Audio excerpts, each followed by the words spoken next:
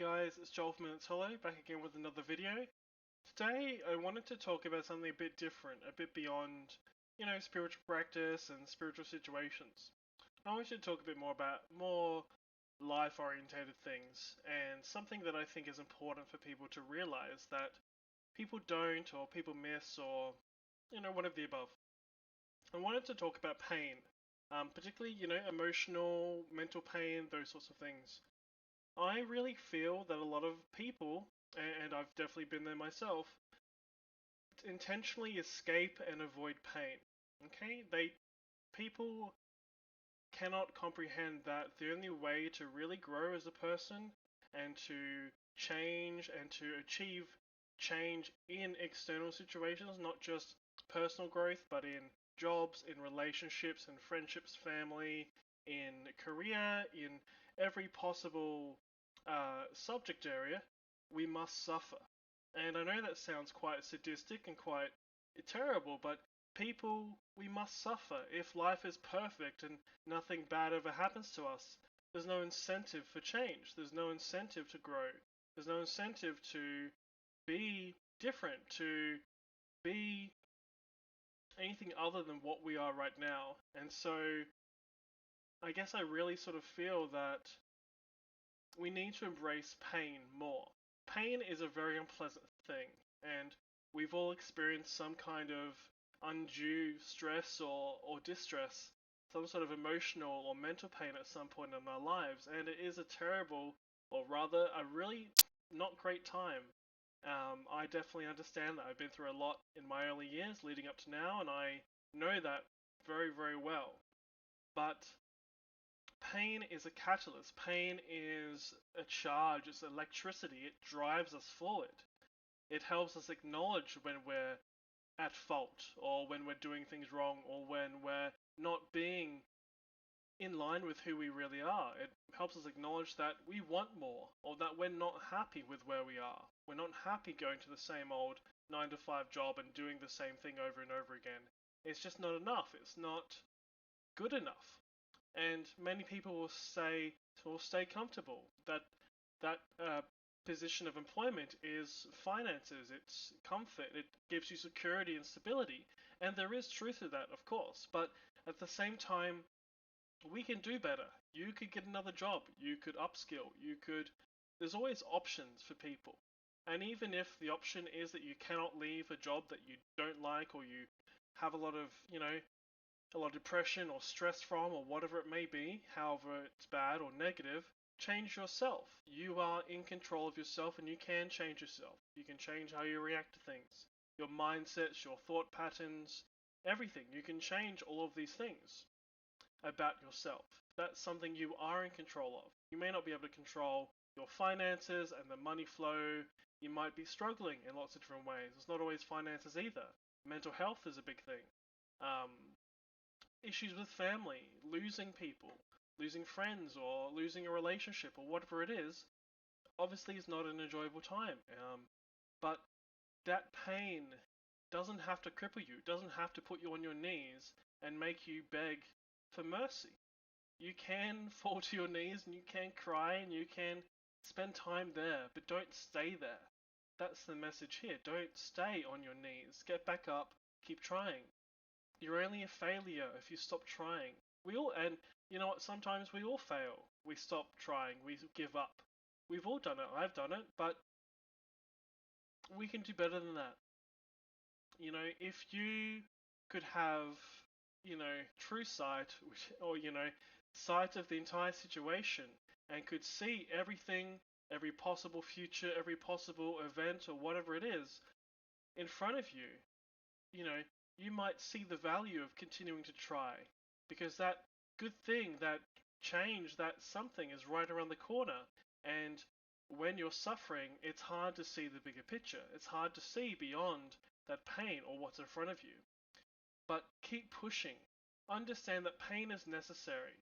That, pain and suffering helps us acknowledge and respect, but also truly feel happiness. It helps us define happiness. It helps us find ourselves.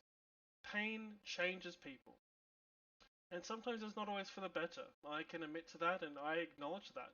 Pain doesn't always make people better. It doesn't always drive change. Because people respond to different things differently. You know, for me, pain's a crucible. Pain for me makes me get up and do things and try harder. Okay? And sometimes I might stop and slow a little bit and not feel great, but pain for me pushes me further. But it doesn't do that to everyone. You know, going back to me just briefly, something I wanted to add it in there is that pain makes me blossom. Pain makes me strong. Pain makes me powerful. It makes me full of will and desire for more, not for the sake of having more, but just for the sake of doing better.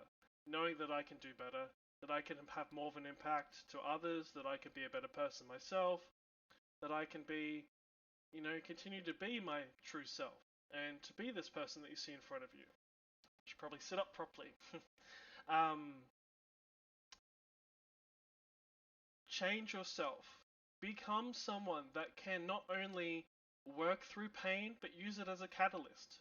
Now, there are different ways of using pain, and some of them aren't positive.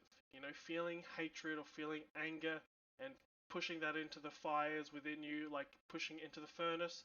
If you sustain yourself on emotional energy all the time, it will leave you a wreck. It will leave you drained of life, and it will be a mess. Try to channel the pain and the try to channel it into a more sustainable energy, something you can work off of. If you're angry about the situation, channel that energy into, I want to do something about the situation. I want to do better. I could be trying this. Why don't I try this? Something constructive, something conducive to a positive change, to something that is, sorry, that is better than what is, your current situation.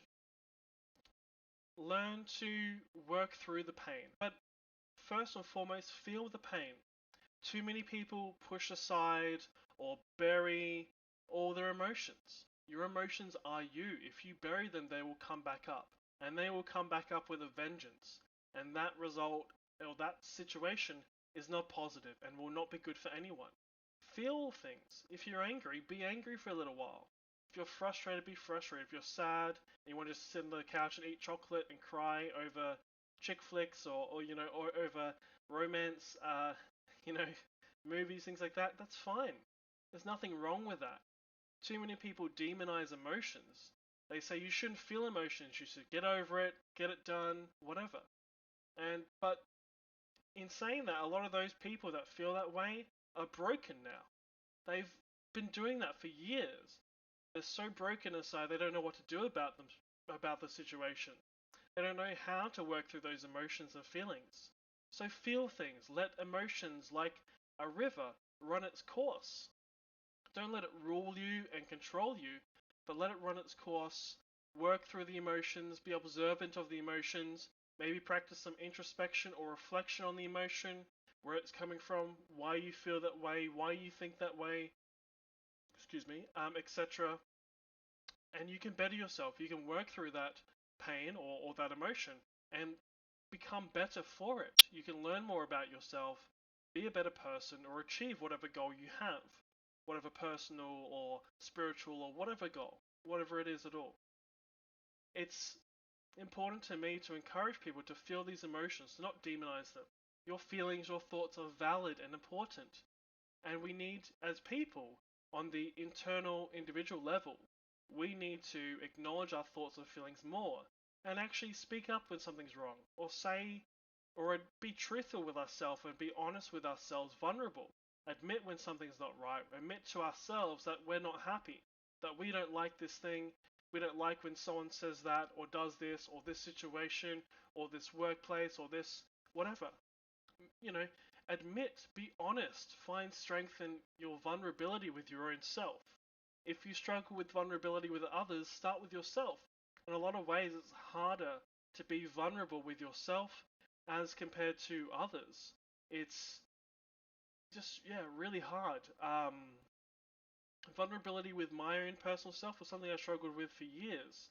Um, and I was learning and growing and getting better during that time, but it was still something I struggled with. I could admit most of the truth to myself, but not all of it. It took time. It took time to be vulnerable with myself, to learn to love myself and value myself.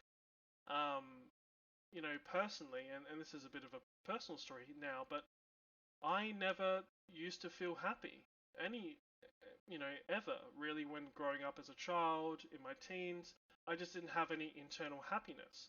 I could feel happiness through external motions, through external actions, the external situations, the people, the presence, the whatever it was, but I had no sense of internal happiness whatsoever.